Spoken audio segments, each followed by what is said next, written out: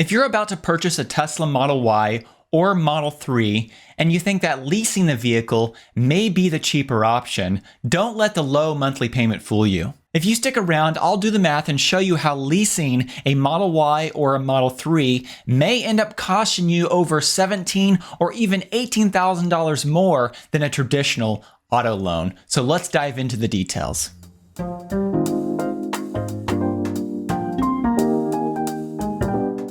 Now, first off, I have to make it very clear that I'm not a tax professional nor a financial professional, and I do understand there are certain circumstances where leasing a vehicle does make sense. Many of those are business use cases or certain tax situations. So I understand that this will not apply to everyone, but I do believe what I'm talking about right now does apply to a lot of people. But as always, do your own research before making any major purchase like this. And if there are tax situations involved, make sure that you talk to a certified tax professional also before making big decisions like this. Now, on a surface level, leasing a vehicle looks very attractive. First of all, there is a lower monthly payment, as we'll talk about. So the actual money that you're paying for the vehicle that you see out of pocket every month is slightly less than a loan. So that's very attractive, of course.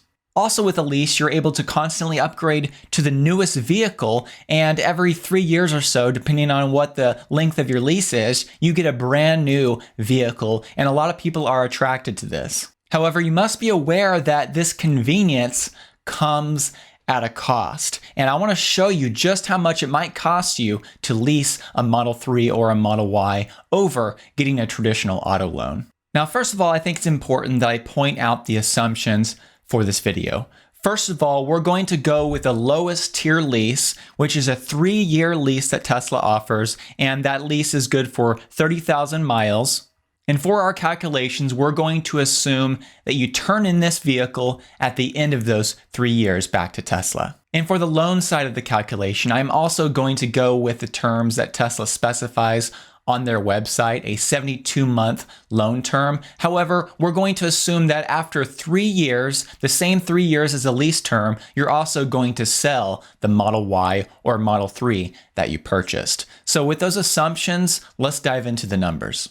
As you can see, if you go to Tesla's website right now, the long-range all-wheel drive variant of the Model Y starts at $53,990, and the performance version starts at $60,990. If you take a look at some potential payment options, you can see that Tesla estimates that you can lease a long-range all-wheel drive Model Y for around $569 per month. And as I mentioned, this is for a 3-year lease with a 10,000 mile per year allowance. As an alternative, you could finance this vehicle with a traditional auto loan for 72 months at the 2.49% APR that Tesla lists, and your monthly payment would be around $759 per month.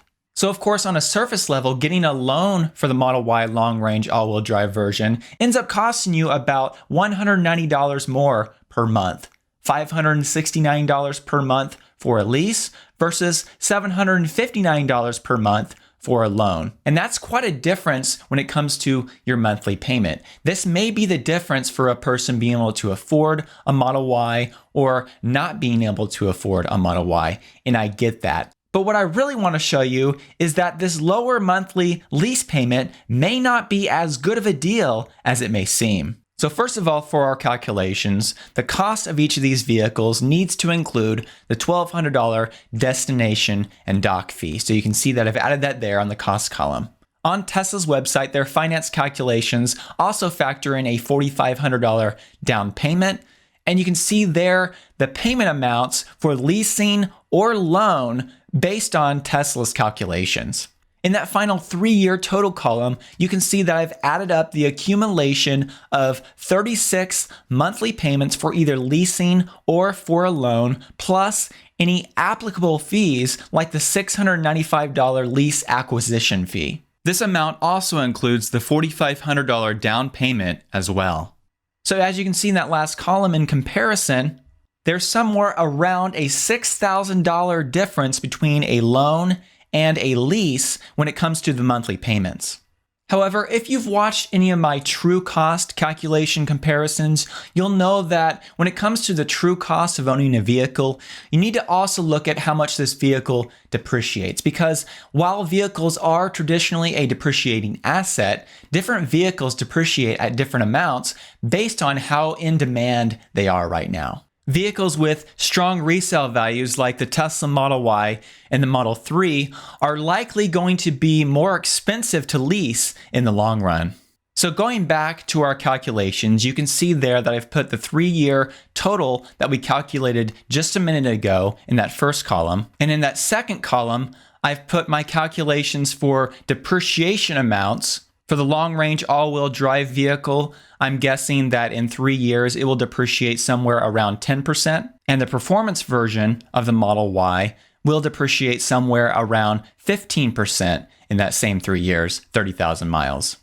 Now, I know anytime you talk about depreciation numbers, there are going to be people that disagree with the calculations that I've put down. However, if you go to Kelley Blue Book right now and you look at a Tesla Model Y long-range all-wheel drive, although we don't have a 3-year-old Model Y to compare this to, if you look at a 2020 Model Y long-range all-wheel drive with 30,000 miles in very good condition in the white color, Kelley Blue Book right now says the private resale value of that vehicle is around $58,000 plus. Whereas if you go to Tesla's website right now, including the $1,200 destination and dock fee, you can purchase that same vehicle for $55,190, meaning that that vehicle has actually appreciated in value and is now worth more than $2,800 more than a brand new one. Demand is so strong for Tesla's vehicles right now that people are willing to pay more for a used vehicle so they don't have to wait to get a brand new Tesla. When you take a look at the 2020 Model Y performance version, according to Kelley Blue Book's data, that vehicle is only depreciated a little over $2,000. Now, while we don't have a 3-year history for the Model Y yet, we do have a 3-year history for the Model 3. So when I chose the 10% depreciation number for the Model Y long-range all-wheel drive and the 15% depreciation number for the performance version of the Model Y, I based this partially on the depreciation data that we have for the Model 3. Right now, if you look at Kelley Blue Book data for a 2018 Model 3 long-range all-wheel drive, once again with 30,000 miles in very good condition in the white color, that vehicle has only depreciated a little over $4,000 in this time period. And this a little bit over $4,000 represents less than a 10% depreciation in 3 years of ownership and 30,000 miles. This is pretty incredible. Of course, the 2018 Model 3 performance version has depreciated more than the long-range version, but even that vehicle has only depreciated around 20% in the same period of time.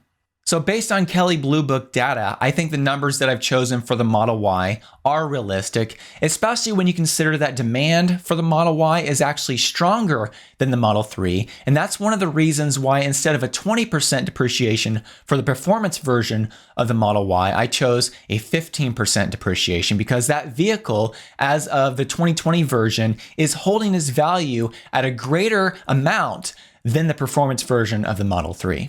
Now, if we continue with our calculations and move to the loan balance amount, once again with a 72-month loan with $4,500 down, financed at a 2.49% APR, halfway through that loan term after 36 monthly payments, you can see roughly what your loan balance would be for the long-range and performance version of the Model Y. Then if we take a look at what these vehicles are worth after 3 years and 30,000 miles based on the depreciation numbers that we talked about a minute ago, you can see in the car value column, I've calculated how much you might be able to sell this vehicle for in a private party transaction. Now, this next column, equity, is going to throw a lot of people for a loop, and that's because you don't normally think of having equity in a car. You know, a lot of people have equity in their homes, meaning that the house is worth more than they owe on that home. So if they were to sell it today, they would be able to extract a certain amount of equity out of that home. Well, the same applies for a Tesla vehicle that holds its value very well. So if a long-range all-wheel drive Model Y at the end of 3 years and 30,000 miles is still worth somewhere around $49,000, and you only owed somewhere around $25,000 on that vehicle, that would mean that you had over $24,000 of equity in that Model Y.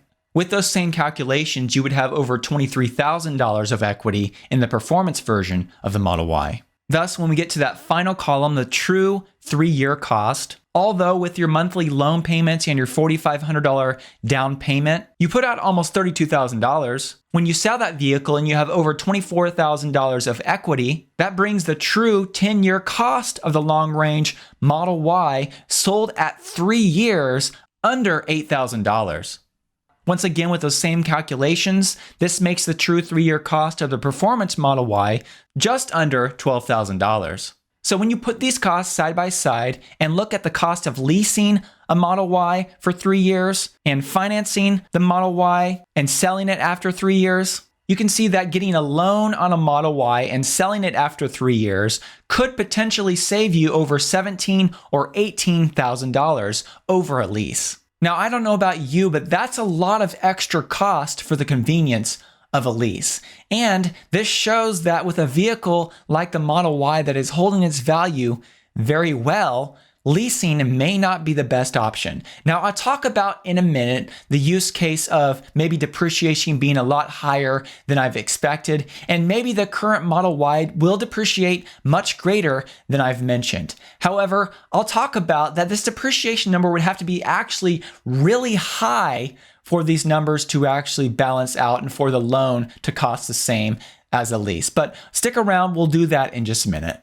You can see on this chart that I've done the same basic calculations for a lease versus a loan for the Model 3.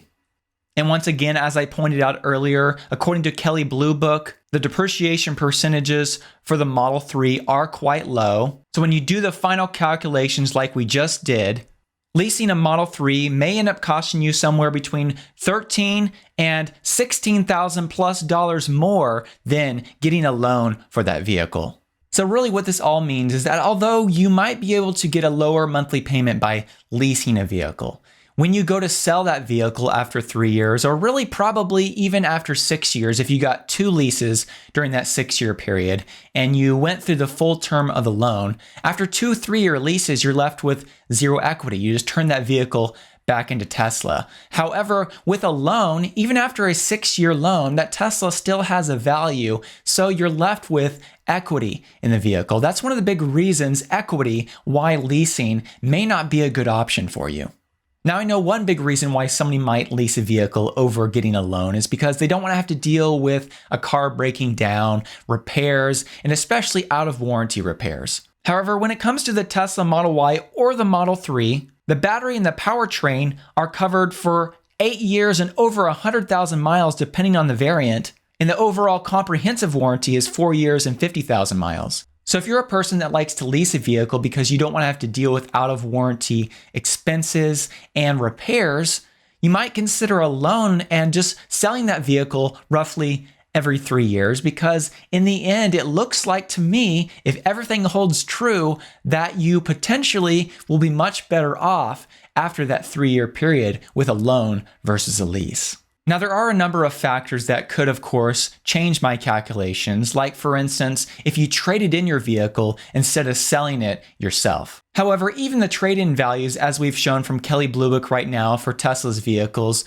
would give you a good enough resale value to still be far ahead with a loan versus a lease. And if you don't agree with my depreciation percentages and you think that the depreciation of Tesla's Model Y or Model 3 will be much greater in 3 years, somewhere around 2024, I did some math on the long-range all-wheel drive Model Y and found that, for instance, for that vehicle, the depreciation would have to be somewhere north of 40% for you to start breaking even with a loan versus a lease. And I don't foresee the Model Y being worth 40% less after 3 years and 30,000 miles in 3 years. I think that number will not come true. Obviously, I could be wrong, but that doesn't appear like that's going to be the case.